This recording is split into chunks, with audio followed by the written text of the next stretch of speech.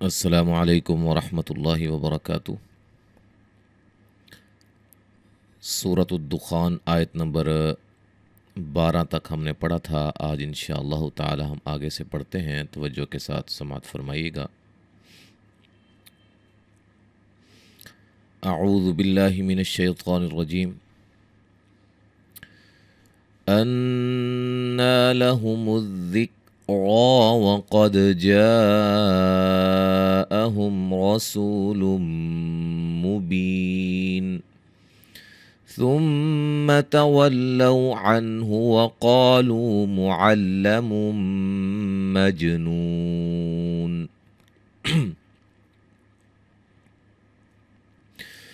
إنا كاشف العذاب قليلا إنكم عائدون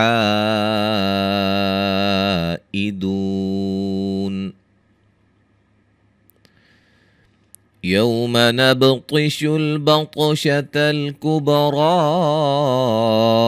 إنا منتقمون ولقد فتنا قبلهم قوم فرعون وجاءهم رسول كريم أن أدوا إلي عباد الله إني لكم رسول أمين وأن لا تعلوا على الله إني آتيكم بسلطان مبين وإني عذت بربي وربكم أن ترجمون وإن لم تؤمنوا لي فاعتزلون فدعا ربه أن هؤلاء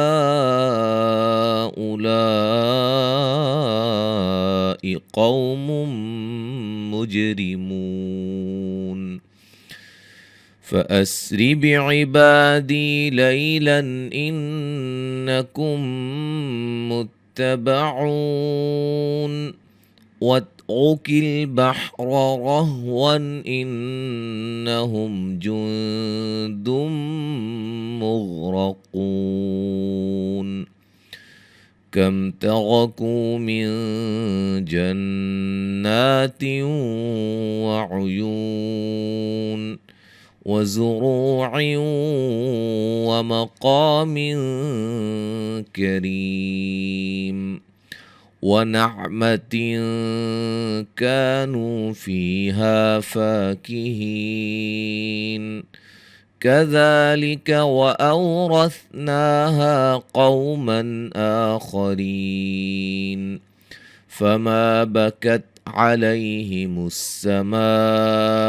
والأرض وما كانوا منظرين। आज हम इंशाअल्लाह ताला आयत नंबर 30 से आयत नंबर 36 तक जो है वो बल्कि 37 तक क़वाइद इंशाअल्लाह बयान करेंगे। चूँकि इससे पहली वीडियो के अंदर भी मैंने बताया था कि मैं शुरू की जो जितनी भी वीडियोज़ हैं उनमें मैं मुकम्मल क़वाइद बयान करता हूँ। वो क़वाइद जो एक इंसान को कुरान मजीद पढ़ते हुए नाजरा सामने आ सकते हैं या आते हैं, उन तमाम क़वाइद का इल्म होना ये हर एक के लिए ज़रूरी है कि वो उन क़वाइद को सीखे और उसके मुताबिक कुरान मजीद को पढ़े। तो शुरू करते हैं यहाँ से, उसके बाद इंशाअल्लाह मैं मुकम्मल पढ़ूँगा।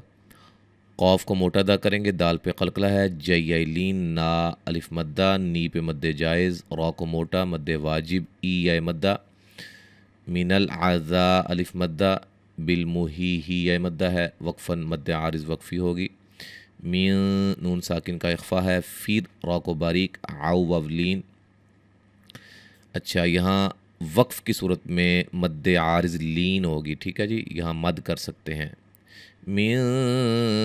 فرعون، وقف کی صورت میں یعنی کہ حروف لین کے بعد کوئی حرف کلمہ قرآن میں ساکن ہو رہا ہو عارضی طور پہ، تو وہاں وقف کی صورت میں جو ہے وہ مد کی جا سکتی ہے بڑی۔ نون مشدد پہ غنہ ہے، مد اصلی ہے، کا الف مدہ ہے، الف مدہ ہے، نون تنوین کا ادغام ہے، من المسری را کو باریک فی مدہ ہے، ولا قاف کو موٹا دخ، خا کو موٹا تر، را کو موٹا نا مد اصلی، میم ساکن کا اظہار علی مد اصلی، علم نون تنوین کا اظہار علی العا مد اصلی میہ مدہ ہے، آ مد اصلی ہے، تیہ لین ہے، نا مد اصلی ہے، ہم میم ساکن کا ادغام ہے، من الآ یا مد اصلی ہے، ما الف مدہ ہے، فی مدہ ہے، بلا مد واجب ہے، اور یہاں نون تنوین کا ادغام ہوگا، بی مدہ ہے، وقفاً مد عارض وقفی ہوگی۔ نون مشدد پہ غنہ، ہا پہ مد جائز، لام پہ مد واجب، قاف کو موٹا، و مدہ، لو و مدہ، یہاں بھی مد عارض وقفی وقفاً، ٹھیک ہے جی۔ جو ایک قاعدہ ایک مرتبہ میں بتا دوں تو اگر میں اسی سبق کے اندر نہ بتاؤں آگے جا کے تو آپ سمجھ جایا کریں، ٹھیک ہے جی۔ نون ساکن کا اظہار الا الف مدہ موولین، او مدہ، لا مد اصلی، الف مدہ، نون ساکن کا اخفا، را کو باریک یا مدہ، ف حمزہ کو جھٹکے سے، تو و مدہ بھی، آ مد اصلی، با پہ مد واجب ہے، نا پہ مد جائز ہے۔ مد واجب کیا ہے، مد جائز کیا ہے، ان کے قواعد جو ہے وہ میں نے سلسلہ قواعد التجوید جو فولڈر ہمارا ہے پلے لسٹ میں چینل کی، آپ وہاں جا کر دیکھیں، انشاءاللہ آپ کو تفصیل کے ساتھ یہ ویڈیوز نظر آ جائیں گی، جہاں ہم نے مدات تمام مدات کی اقسام کو واضح طور پہ آسان انداز میں سمجھایا ہے۔ یہاں نون ساکن کا اخفا ہوگا، کن، نون ساکن کا اخفا تم، میم ساکن کا اظہار، صاد کو موٹا مد اصلی، قاف کو موٹا یا مدہ ہے، میم ساکن کا اظہار، خا کو موٹا یا لین ہے، اون، را کو موٹا نون تنوین کا اظہار، میم ساکن کا اظہار، قاف کو موٹا واولین، تبعیوں نون تنوین کا ادغام، والذی یا مدہ، میوں نون ساکن کا اخفا، قاف کو موٹا، با پہ قلقلہ، میم ساکن کا اظہار، اہلک نا مد اصلی، ہم میم ساکن کا اظہار، ان نون مشدد پہ غنہ، ہم میم ساکن کا اظہار، کا الف مدہ، نو و مدہ، مجھ جیم پہ قلقلہ، را کو باریک میہ مدہ ہے۔ تو یہاں تک آج ہم نے پڑھا ہے، اب مکمل تلاوت سماعت فرمائیں۔ وَلَقَدْ نَجَّيْنَا بَنِي إِسْرَائِيلَ مِنَ الْعَذَابِ الْمُهِينِ من فرعون إنه كان عاليا من المسرفين ولقد اخترناهم على علم على العالمين وآتيناهم من الآيات ما فيه بلاء مبين إن هؤلاء ليقولون إن هي إلا موتتنا الأولى وما نحن بمنشرين فأتوا بآبائنا إن كنتم صادقين أهم خير أم قوم تبع والذين من قبلهم أهلكناهم إنهم كانوا مجرمين۔ آیت نمبر 37 تک آج ہم نے پڑھا ہے، انشاءاللہ تعالی آگے ہم اگلے سبق میں پڑھیں گے۔ السلام علیکم ورحمۃ اللہ وبرکاتہ۔